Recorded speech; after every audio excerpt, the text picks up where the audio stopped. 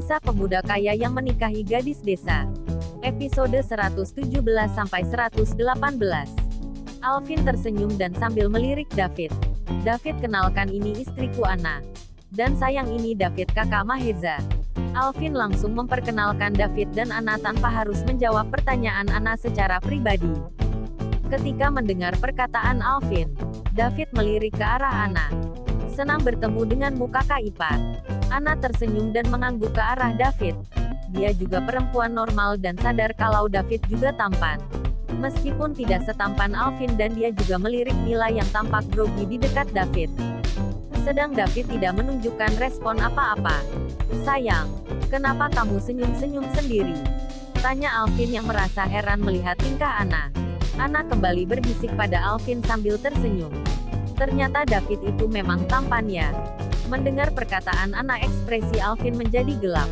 Dia tidak menyangka istrinya memuji lelaki lain di depannya. Menyadari udara dingin dari sebelahnya, Anna langsung mengambil tindakan.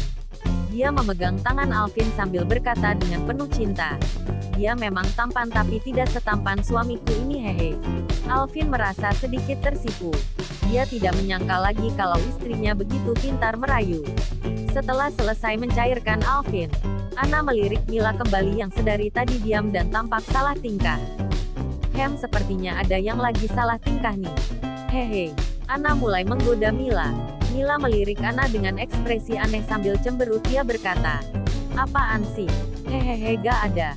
Lebih baik kita fokus saja, ayo. Nampaknya acaranya sudah dimulai, kata Anna sambil melirik ke depan panggung. Dia tahu kalau Mila sudah mulai kesal dengan godaannya. Dari atas panggung terlihat MC sudah mulai melakoni perannya.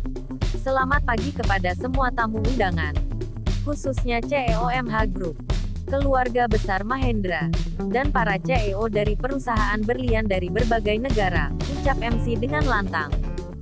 Semua orang terkejut, terutama para gadis yang mencintai berlian. Mereka tidak menyangka kalau semua pengusaha yang datang hari ini dari perusahaan yang bergerak di bidang pertambangan intan dan berlian. Hari ini adalah ulang tahun Star Entertainment sekaligus peresmian kerjasama MH Group dengan beberapa perusahaan asing yang bergerak di bidang pertambangan intan berlian. Namun sebelum kita membahas berlian, mari kita panggil CEO Star Entertainment, yaitu Tuan Maheza Chaiten, untuk menyampaikan beberapa patah kata.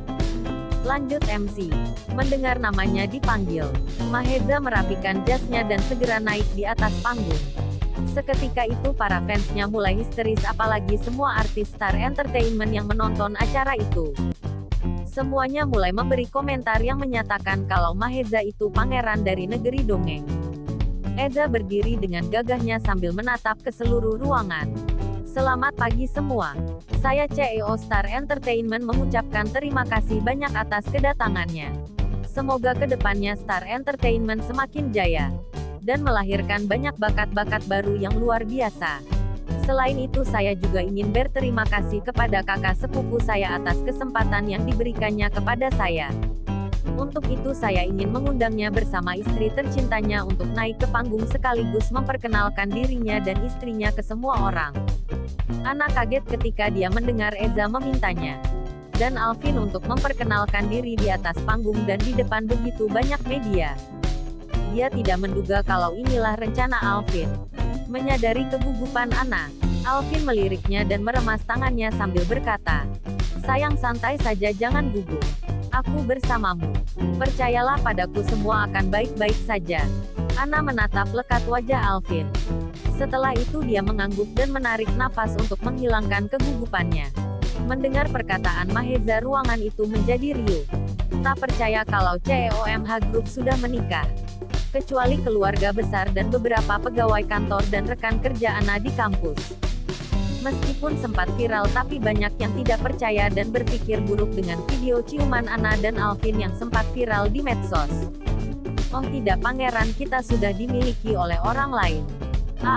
Aku jadi patah hati. Kalau dia sudah menikah terus, kenapa tidak ada pesta atau beritanya? Ya, kamu seperti tidak tahu saja seperti apa orang kaya. Mungkin saja sengaja dirahasiakan dengan alasan tertentu. Di tengah riuh suara para tamu yang nampak kaget, Alvin menjulurkan tangannya ke Anna. Dan dengan senang hati Anna meraih tangan Alvin. dan berjalan bergandengan menuju panggung. Di atas panggung itu Anna dan Alvin berdiri berdampingan bak seorang raja dan ratu. Semua orang benar-benar membeku, begitupun para warganet dan penonton di rumah. Saya Alvin Mahendra dan ini istri saya Anna Permatasari yang sudah saya nikahi sejak 8 tahun yang lalu. Dan untuk itu aku berterima kasih padanya karena sudah setia mencintai saya selama 8 tahun terakhir ini. Alvin melirik Anna dan tersenyum lembut ke arah Anna, yang membuat semua orang mendadak jadi baper dengan tampilan kasih sayang Alvin untuk Anna. Karena dia saya bisa berdiri dengan bangga di depan kalian semua. Dan kepada semua tamu terima kasih sudah datang ke acara ini, kata Alvin dengan lantang.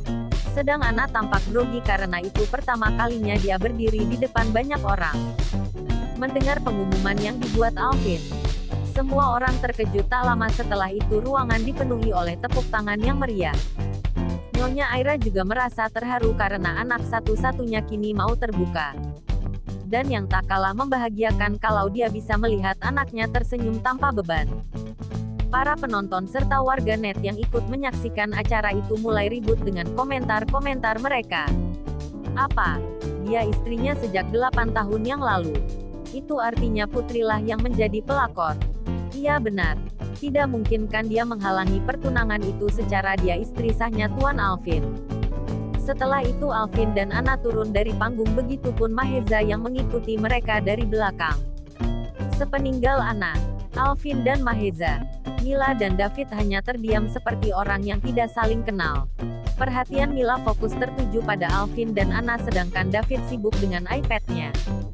Kata Mila. David melirik Mila dengan ekspresi aneh. Mila pun menyadari kalau David sedang meliriknya. Kenapa kamu main lirik-lirik? Kata Mila dengan ketus. David menyeringai ke arah Mila. Aneh. Ekspresi Mila menjadi gelap. Apa? Kamu bilang aku aneh? Gak salah tuh. Jawab David tanpa melirik Mila. Mila menarik nafas dalam. Dia menggertakkan giginya sambil berkata, monster gunung es, dengerin ya. Orang yang paling aneh itu adalah kamu. Kamu tidak berperasaan. Kamu itu monster berdarah dingin. Dan satu lagi, kamu itu tidak normal karena kamu tidak memiliki ketertarikan pada wanita. Mendengar kalimat terakhir Mila, David yang sedang fokus dengan iPad-nya tiba-tiba melirik Mila dengan ngeri. Menyadari tatapan David, Mila mulai panik. Oh, astaga, aura iblisnya sudah keluar. Aduh, nih mulut sih gak bisa dikontrol. Pasti dia tersinggung deh. Ya Tuhan, tolong selamatkan Mila. Batin Mila. David meletakkan iPad-nya. Setelah itu memperbaiki duduknya dan bersandar di kursi dengan kedua tangannya diletakkan di pangkuannya.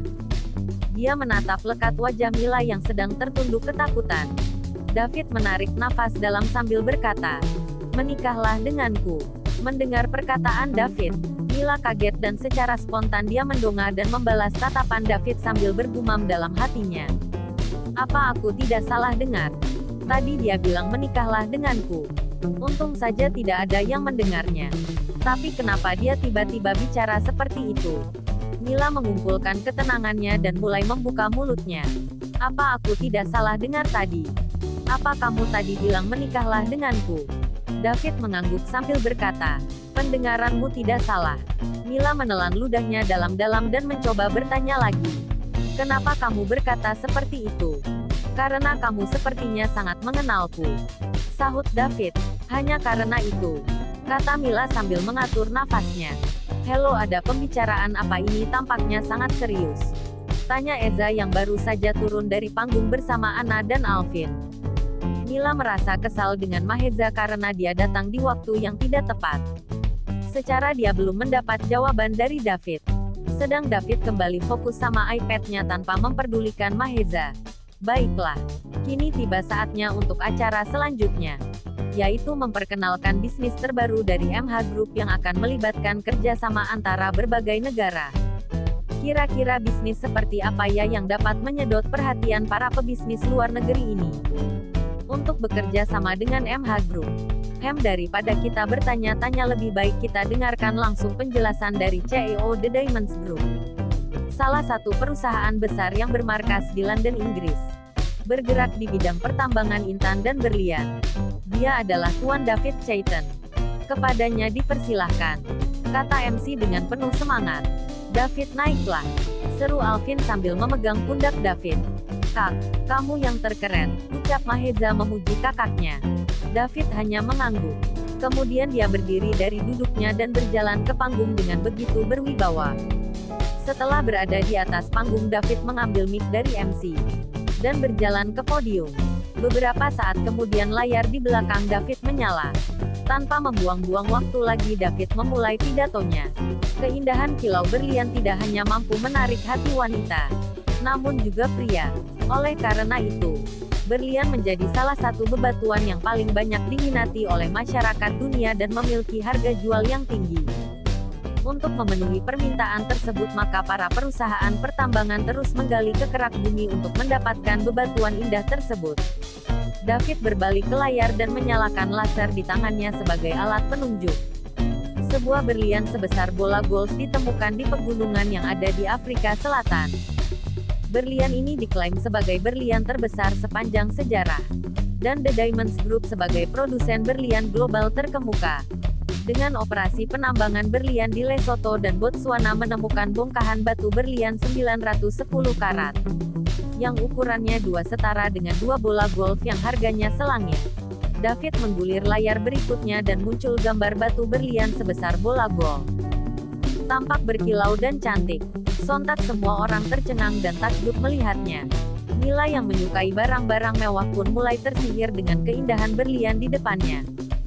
David melanjutkan penjelasannya tentang gambar berlian yang baru saja muncul. Ini adalah berlian berwarna D tipe ILA, D color type ILA.